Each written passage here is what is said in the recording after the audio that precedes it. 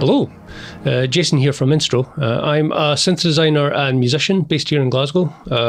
Most of the time I design modular synthesizers and more occasionally make music. So in this Instruōdio series, I sit down in studio with a range of artists, musicians, developers. We kind of just talk shop, tech, creative process, module design. This is actually a 3-part video series that I'm pretty excited to share. So I'm joined in studio by Konx-om-Pax, who's a Glasgow-based visual artist and sound designer, composer, producer. In this episode, Tom gives me a really fascinating tour of the back end of one of his much more elaborate touch designer patches. So this is from a piece that he's developed and performed in conjunction with Cryptic here in Glasgow. It was actually performed in the Glasgow IMAX, I think a couple of times, which I wish I could have seen because the scope of the visuals and the composition is huge. So I hope he does it again. This video is one of a 3-part series with Tom, where he gives me a deep rig rundown of his modular and touch designer patches. Please definitely check out parts 1 and 2 if you haven't already, and hope you enjoy. And we're back. Cool. So this is a proper deep dive behind the scenes look in at a recent piece. When was this one presented? This was commissioned by Cryptic for Sonica Festival last September. So I got to perform this at the IMAX on a very big screen. It was pretty nuts. This is the opening scene that I created for it. And I'm just going to go into some behind the scenes of how it was created. So this is the touch designer patch, which is pretty dense, but I'll start off, I can play it through for a bit and then go into some of the ins and outs of getting the 2 bits of software to talk to each other. Got it. But I could probably... Audio, this is reactive to the audio from Ableton. Yeah, it's MIDI and the level of the audio. Cool. So there's no audio analysis, it's just how loud some of the tracks are. But it's more or less working the way I thought it was, but there seems to be issues, some bugs when I open up Ableton. Some of the expressions have changed, but it's more or less the way it should be. Cool. But let's see if... So we've got some MIDI information and then some highs. So that's going full screen on. Worked cool. Yeah, and again, it's reasonably similar to the last example where you open up your TD Ableton package and then I'm using the MIDI using the MIDI element and selecting different channels this way. So, that worked. Great. I've got a multi-camera setup. So there's like 4 cameras here, and they're all going into camera. So camera in this context, this is OpenGL, so this is 3D actual model, so it's virtual cameras. Yeah, virtual. It's like virtual set. So there's the render top. That's what it looks like before I do post. But this is a 3D object. So it's actually a 3D texture. And I've got multiple cameras viewing it. So different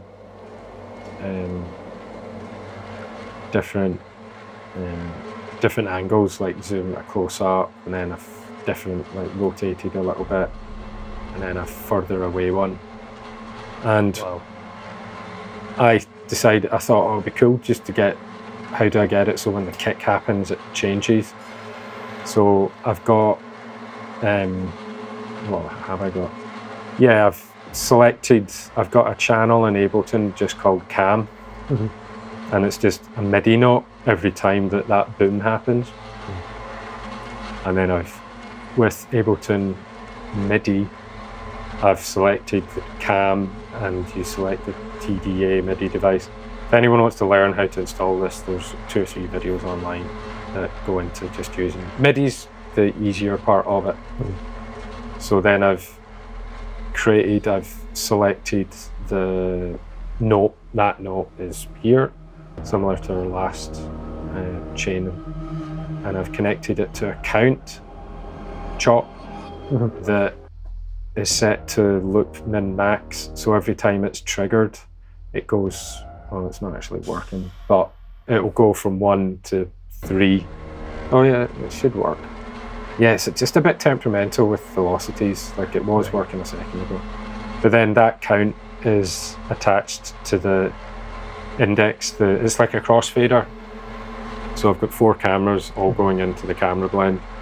Oh yeah, that's worked. So every time you get a boom, it either is It's incremental. 1, 2, 3, or 4. 1, 2, 3, or 4. Yeah.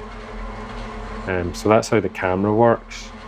And you can see here it's just gotten really bright. Oh, and there was like the brightness of these lights. I think I've got them. Yeah, the dimmer. So the light is attached to the volume of one of these tracks. I don't remember what. Maybe the mids or something like that. Yeah, it's been a while since I've opened up this batch, so I can't remember what most of it does. But yeah, I think let's reverse engineer stuff.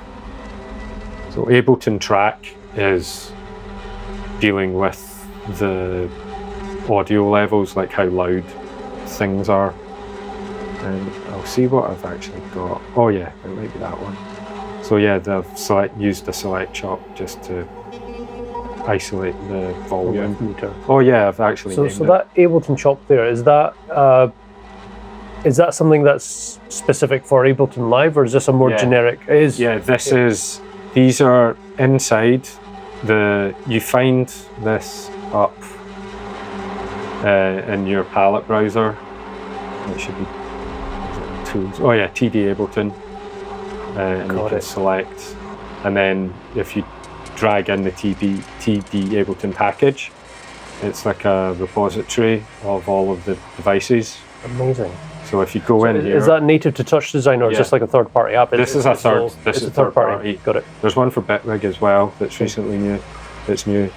So yeah, to get these components, you just copy and paste from. You don't want to operate inside here. This is just like the library. So it's got the MIDI. You can also have a parameter section. So if I wanted to, say for instance, modulate that, you can hear that mapping in. Then you can chuck it into Touch Designer that way. I've not really touched on that much recently, but I'm going to definitely look into it. It's almost too many options. This is too many options. This is insane. Yeah, it's nuts. But again, I thought I just want easy to reference things. So like when it goes boom, I want it to change camera. Yeah. Oh yeah, and I've got it linked. I think I've got the kick. I think I got sidetracked there. I got it. Oh yeah, did I link it to? Is that when the kick hit? It sort of filled in more of the square. Yeah, I think it's the cube. Yeah. The displace. That's the same noise that we discussed before. Cool. But I completely by accident discovered it operates as a 3D texture as well, which works alongside these red nodes. This is a new toolkit by a German artist called Joseph Peltz. Sorry if I pronounced his name wrong, but he's a rare breed of being a mathematician and a visual artist. So he basically, before this, you would have to hard code all of the GLSL yourself, but he's made it into handy operators. So he's done all the work under the hood. So these operate a lot like your traditional texture operators, but in 3D, which is really cool. Cool. So it's similar, it's like what you would do in a 2D land, but in 3D. So we're using noise to displace a cube, but it all operates in 3D. So it's a wee bit intensive in your CPU or GPU. Yeah, I think I've just got the kick MIDI is somehow influencing the amplitude of the noise. I think if I zoom in here, we might be able to see it. But yeah, again, it's spaghetti junction, so I don't know. Yeah, that's kind of the gist of the patch.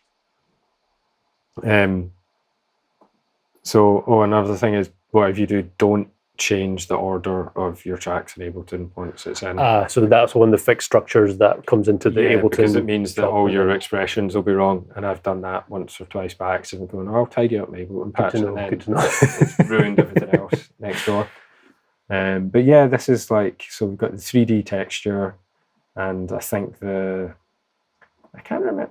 Let's see if we can figure out, I'll just full screen this, figure out what the kick's doing, because it's doing something.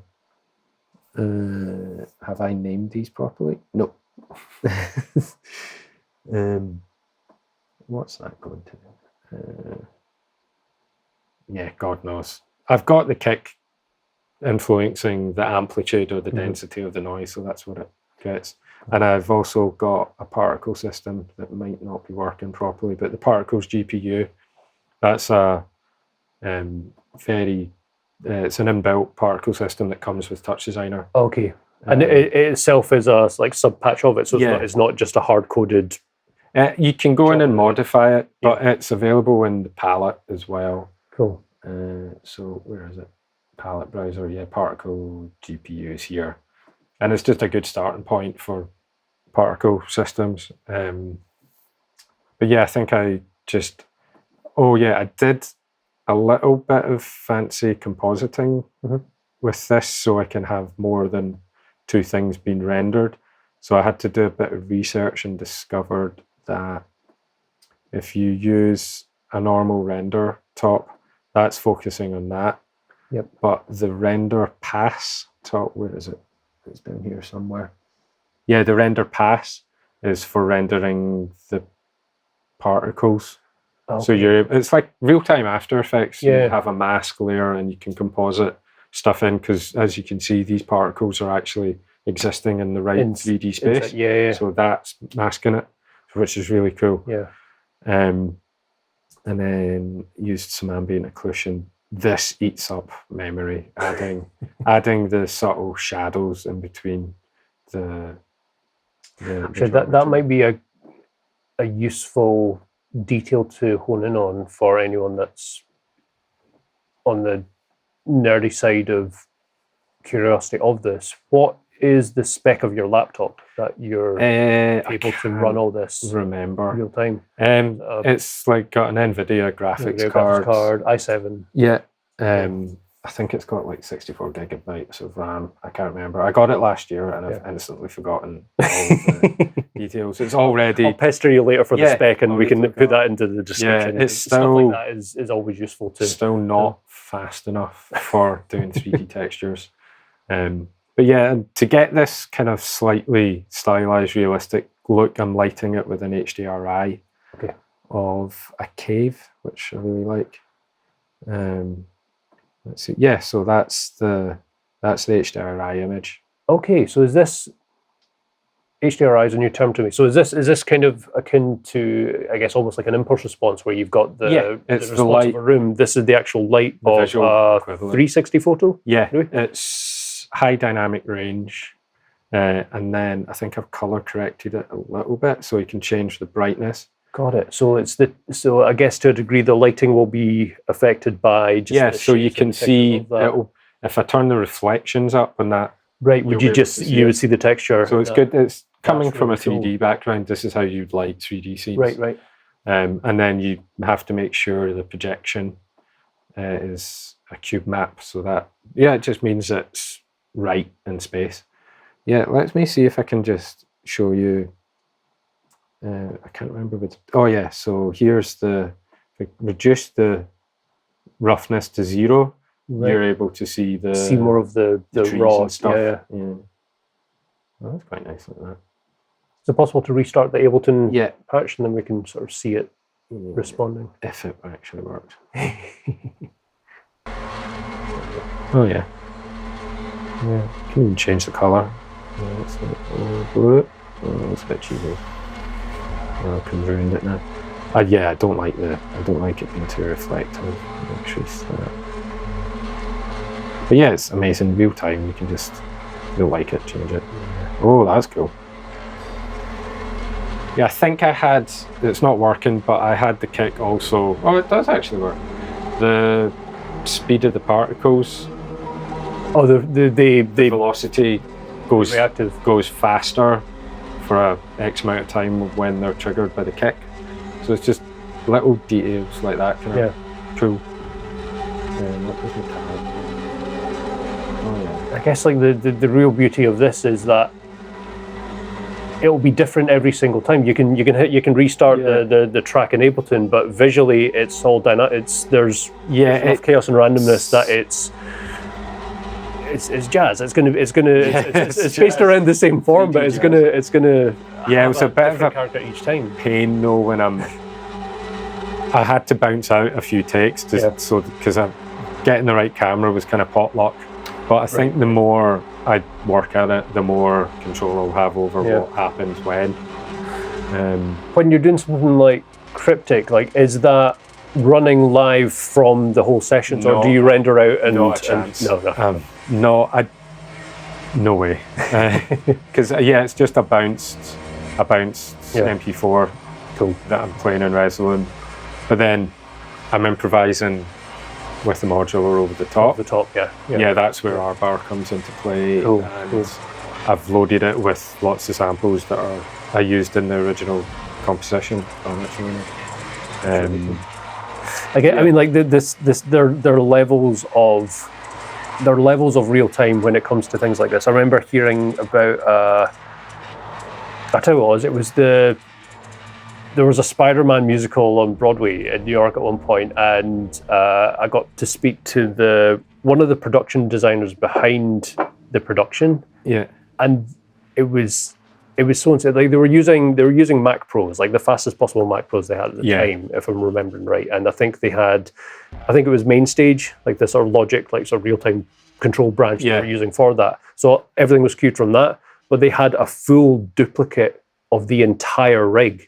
So if at any point something went wrong, they could just switch over. I can't afford so that. it's there's so many levels of redundancy that are needed to be able to ensure that, which is why pre-rendered is. Yeah, I remember I met Marcus Heckman from Touch Designer at Sonica, and I was just bugging him about stuff. And there are ways for me to run these things in real time using the scene changer. So I would effectively group. So if you zoom out a level, I would have that as one scene, and then maybe the one we looked at earlier in another scene, and I can have, and the scene changer basically blends between two of them. Right. So it would turn the ones you're not using off. I haven't really looked into it yet, but I know that's how. So it's not everything's running at once. You're able to change, and so you can have two scenes crossfading over each other, and it just turns off the other ones. It's definitely so. It is possible, but I would still need to bring a desktop machine. There's no. My friend Marianne Monocolor, he's got a little desktop machine that's actually quite small, and he can travel with it, and he can play like pretty high res visuals in real time. But real times, it sounds good, but it's just stressful. Like, I just render stuff. I mean, I guess that's an element when it comes to the performance side, and this will be regardless of if it's real time rendered or real time or playback from renders. Is what are the general expectations in terms of latency or delay when it comes to large projectors? Like, because like syncing up, like here, seeing it and hearing it running, like the kick happens and everything is so tight with it. But I guess if you're there's going a delay, there's a wee bit, even with LED walls. But I had this experience recently working with Nightworks, and we